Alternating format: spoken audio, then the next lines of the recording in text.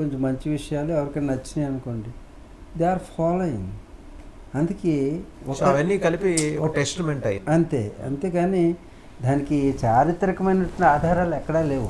But they are creating, they are showing. ఎందుకంటే they are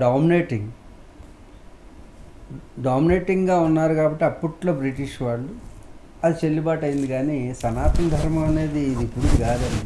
వాళ్ళు చెప్పినట్టు వాళ్ళ సైంటిస్టుల యొక్క ఆయుర్దాయం 1000 సంవత్సరాలు కూడా లేదు. 2000 అంటే 300 AD. అంతేగాని సైంటిస్ట్ అనేవాడు సోక్రటీస్ కానీ, ప్లేటో కానీ, అరిస్టాటిల్, తర్వాత అలెగ్జాండర్ వచ్చాడు. ఇది సైంటిస్టుల గురించి కాదు, మీకు చరిత్ర గురించి. వెస్ట్రన్ ఫిలాసఫీ కానీ ఇవన్నీ ఆయుర్దాయం తక్కువ. వాళ్ళ ఫిలాసఫీ గురించి సనాతన ధర్మం చర్చించింది. 2000 సంవత్సరాలు అనుకోవచ్చేమో. పోనీ 2300, 2400. ఈ అశ్వత్థామ ఇలా ఒళ్ళంతా దహించుకుపోతూ అలా ఎంత ఆయన ప్రమాణం 8 అడుగుల 10 అడుగుల ఆయన ఇష్టం. మీరు ఎంత ఊహించుకుంటే, సినిమా డైరెక్టర్ ఎంత ఊహించుకుంటే అంత ప్రమాణం ఉంటాడు. సరే, ఒళ్ళంతా దహించుకుపోతూ పుట్టబోయే కల్కి కోసం ఆర్తిగా తిరుగుతూ ఆర్తనాదాలు చేస్తూ అర్థం పర్థం లేని పేర్లున్న వాళ్ళందరినీ వెతుక్కుంటూ H2SO4 A+B² అనే పేర్లున్న వాళ్ళని వెతుక్కుంటూ వాళ్ళ నివాసాల్లో వాళ్ళ కడుపుల్లో ఎక్కడైనా కలికి పుడతాడా అని చెప్పేసి వెంపర్లాడుతూ మైథాలజీని టెక్నాలజీ అనే ఒక పిచ్చి కర్రతోటి అలా ముక్కలు నరికేస్తూ తిరుగుతుంటాడు. నిజంగా అది నేను అంటే ఫిక్షన్లో కూడా ఎంతో కొంత హేతుబద్ధత ఉంటుంది. ఆదిత్య 369 చూసాం, సంగీతం శ్రీనివాసరావు గారిది. ఆహ్లాదంగా ఉంటుంది. మాయాబజార్ దాంట్లో చాలా కల్పిత గాథలు, ప్రక్షిప్తాలు ఉన్నాయి, బట్ ఎంజాయ్డ్. అలాగే ఎస్వి రంగారావు గారు, రామారావు గారు సినిమాలు బోల్డన్ని ఇతిహాసాలకు సంబంధించి అన్నీ ఎంజాయ్ చేసాం, తెలిసి కూడా, ప్రక్షిప్తాలని తెలిసి కూడా.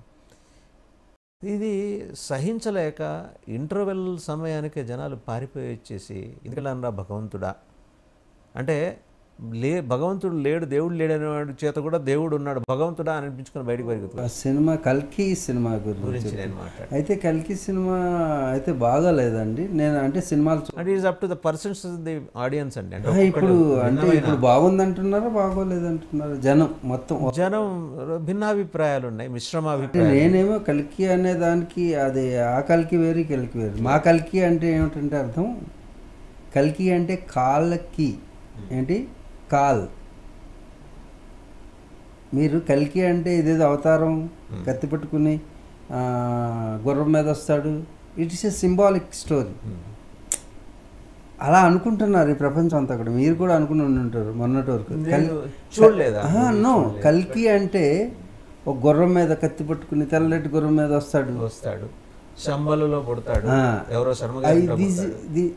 ఇది ఒక పౌరాణిక గాథ, సింబాలిక్ స్టోరీ ఈజ్ నాట్.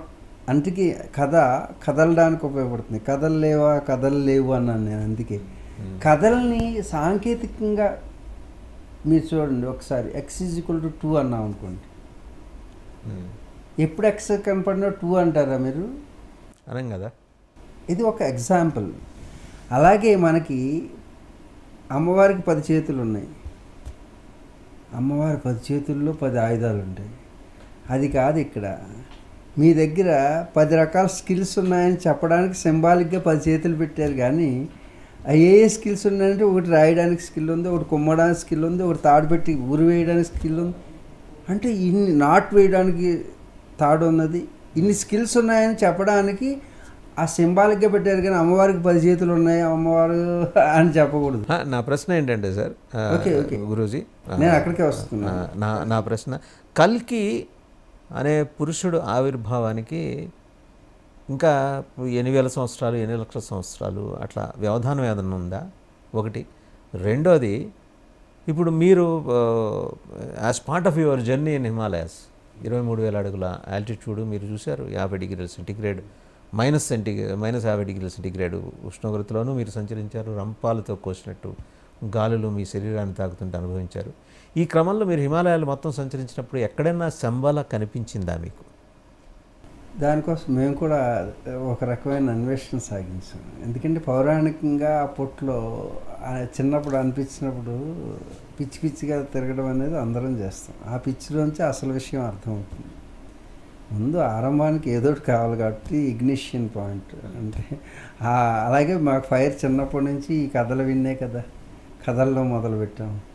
కథలడం మొదలుపెట్టిన తర్వాత కదిలి కదిలి కదిలి ఇంకా కదలకుండా ఉండే చోట్లకి వెళ్ళాం. అచలపత్వం అంతేనా? ఇంకా ఆ చపల చిత్తం పోయి స్థిరత్వం వస్తుంది అనమాట. అందరికీ ఇది మీరు చూడండి, తిప్పి తిప్పి తిప్పి తిప్పి తిప్పి చక్రం తిప్పామనుకోండి, తిప్పుతున్నప్పుడు ఫస్ట్లో ఆ ఫోక్స్ అన్నీ కనపడతాయి, తర్వాత కనపడవు. ఇక స్థిరత్వం వచ్చేస్తుంది. తిరగట్లేదంటే తిరుగుతుంది, కానీ అలా తిరగట్లేదు, ఏది కనిపించేటట్టుగా.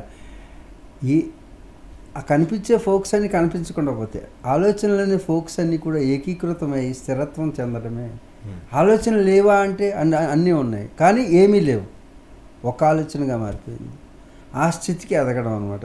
దాన్నే అందుకే మనం సింహాచలం అంటాం, అరుణాచలం అంటాం. అచలం, అది చలం కాదు, అంటే చలంగా కనపడే అచల స్థితికి వచ్చేస్తాం అన్నమాట. ఆ స్థితికి వచ్చినప్పుడు మనకి ఏమవుతుందంటే మీరు చెప్పినట్టు 30 అడుగుల 40 అడుగుల ఎన్ని అడుగులు ఊహించుకుంటాం, అన్ని అడుగులు ఊహించుకోండి. మీరు ఇప్పుడు మిమ్మల్ని కాదన్నవాడు ఎవడు కనపడరా? మీరు ఊహించుకుంటంలో ఊహ మనయేవ కారణం మనుష్యాణం బంధమోక్షయో. మీరు కల్పన చేస్తే ఇప్పుడు సినిమా కలికి ఎవరో కల్పన చేసుకున్నదే కదా. అశ్వత్థామ ఉన్నాడు తెర మీద, ఆంజనేయుడు ఉన్నాడు తెర మీద. మీ మనోఫలకం మీద, మీ మనస్సు అనే తెర మీద మీరు ప్రింట్ చేసుకోండి. అక్కడ కల్కిలో 30 అడుగులు పెట్టాడు, మీరు 60 అడుగులు పెట్టుకోండి. అంతా కూడా ఈ జగత్తంతా కల్పన అని మేము చెబుతుంటే, ఇప్పుడు మీకు ఇంతకుముందు భార్య లేదు, మీ కల్పనలో భార్య వచ్చింది, నిజంగా వచ్చింది. మీ కల్పనలో లేదనుకోండి, భార్య రాదు. మీ కల్పనలో భార్య పక్కన ఉన్నప్పటికీ మీకు కల్పనలో బిడ్డ లేడు అనుకోండి, బిడ్డ రాడు. అది కెమెరాలు రావు, ఈ స్టూడియో రాదు. ఇది ఒకప్పుడు కల్పన. ఇది ఎవరు మీ వానర్ ఎవరో ఆయన కల్పన. నాకు ఒక స్టూడియో కావాలి, నాకు ఒక టీవీ ఛానల్ కావాలనుకునే ఆయన లోపల దీన్నే పరా అంటారు. పరా పశ్యంతి మధ్యమ వైఖరి స్థానంలోకి వస్తుంది. పరా అంటే ఎక్కడ ఉంటుందో తెలీదు. డాక్యుమెంటరీ లెవెల్లో ఉన్నట్టు ఒక ఆలోచన బొడగా బయలుదేరుతుంది. అది మానసిక స్థాయికి వస్తుంది, ఆలోచన స్థాయికి. దాని పరా పశ్యంతి మధ్యమ. ఈ మధ్యమ స్థానంలోకి వచ్చేసరికి మనకు ఎరుకులోకి వస్తుంది. ఎరుకులోకి వచ్చింది వైఖరిలోకి వస్తుంది. ఆ వైఖరి వాక్ ఏదైతే ఉందో, నాకు ఇక్కడ ఈ కెమెరా కావాలి, ఇక్కడ ఈ తలుపు కావాలి, ఇక్కడ ఈ చైర్ కావాలి, ఇక్కడ ఈ యాంకర్ కావాలని చెబుతుంది. అంటే ఇదంతా కల్పనే కదా. ఇప్పుడు మీరు కల్పన కాదా? ఒకరి కల్పన, మీ తల్లిదండ్రుల యొక్క కల్పన మీరు. అలాగే స్టూడియో అంతా కూడా లేనిది ఇంతకుముందు, ఇప్పుడు ఉన్నది. అంతా కల్పన అనేటటువంటి జ్ఞానం మనకు వచ్చేస్తుంది అనమాట. అప్పుడు మీకు ఈ చర్చలన్నీ క్లోజ్ అయిపోతాయి. ఏ చర్చలు? చర్చలు కాదు, చర్చలు ఎలా క్లోజ్ అవుతాయి, కానీ చర్చలు కూడా క్లోజ్ అవుతాయి. చర్చలు ఎప్పుడు క్లోజ్ అయినాయో చర్చలు కూడా అప్పుడు క్లోజ్ అవుతాయి.